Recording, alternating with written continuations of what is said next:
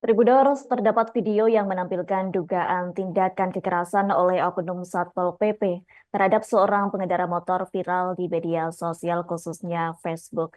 Video berdurasi 2 menit yang diunggah oleh akun Wahyudin Morido pada Selasa 24 Desember tersebut memicu reaksi keras dari warganet.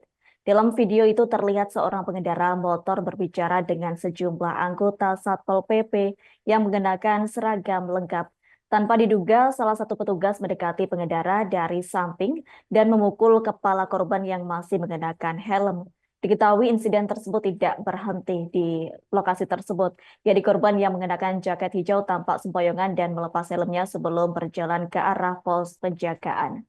Saat korban duduk memegangi kepalanya, seorang petugas lain tiba-tiba menendangnya dari belakang hingga terjatuh ke aspal. Momen tersebut mengundang empati netizen yang mengecam keras tindakan para petugas dalam video tersebut.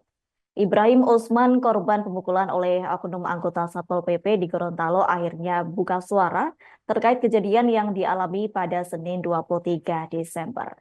Pria yang akrab disapa Joko ini membeberkan kronologi lengkap kepada Tribun Gorontalo saat dikonfirmasi Rabu 25 Desember.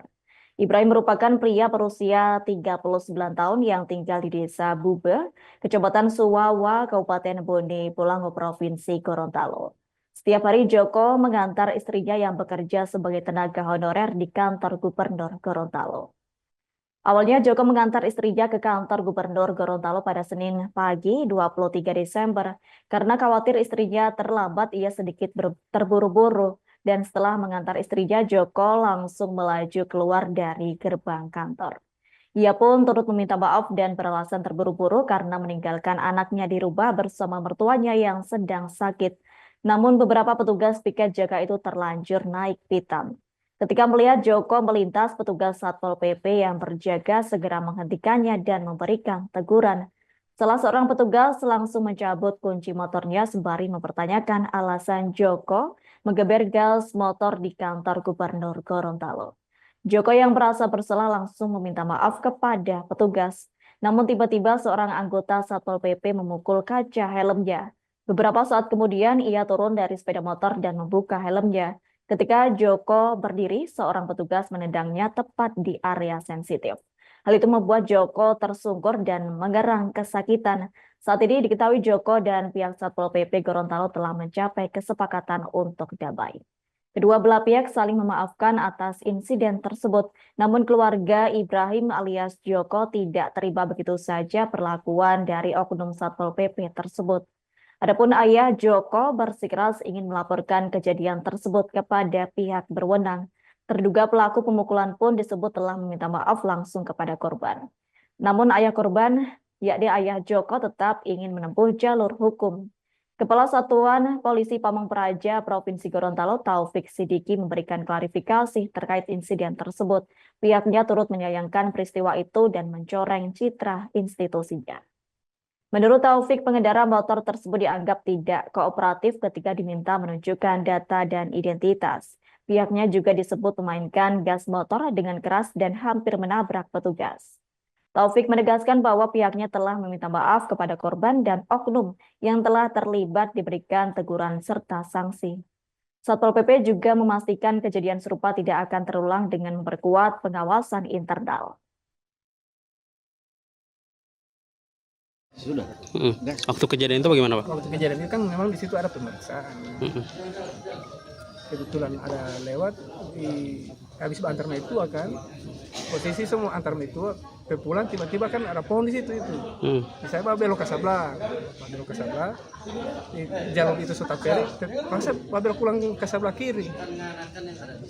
Pas di situ di mana-mana kan tetap Ramos Koplen, tetap mau extra gas, bukan motor metik ini, tetap Ramos Koplen. Sedangkan motor pun kenal pot standar, tidak racing.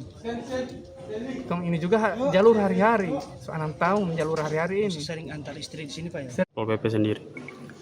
Saya sampaikan dari awal tadi bahwa hari ini kita mulai dengan kronologis pokok permasalahan pemeriksaan. Tetapi saya harus sampaikan mungkin masyarakat sudah bisa menilai karena tayangan itu. Saya juga akan mengatakan saya baru melihat di tayangan itu.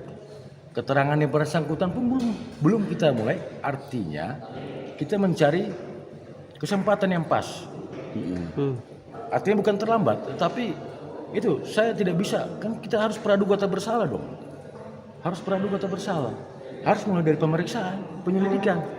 Itulah yang analisis saya yang saya gunakan.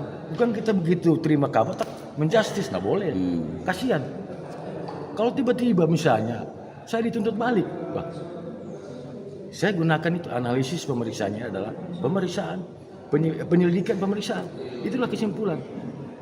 Sehingga saya sampaikan semua cerita masuk ke telinga saya. Bahwa dia memukul, dia menendang, dia itu kan saya tidak bisa jadikan satu bahan pembuktian itu. Kita harus mulai dari pemeriksaan dong. Silakan asumsinya masuk semua. Itu menjadi dasar saya untuk memeriksa. Selaku Baik, Tribuners, informasi tadi sekaligus menutup jumpa kita. Download Tribun X sekarang, menghadirkan lokal menjadi Indonesia.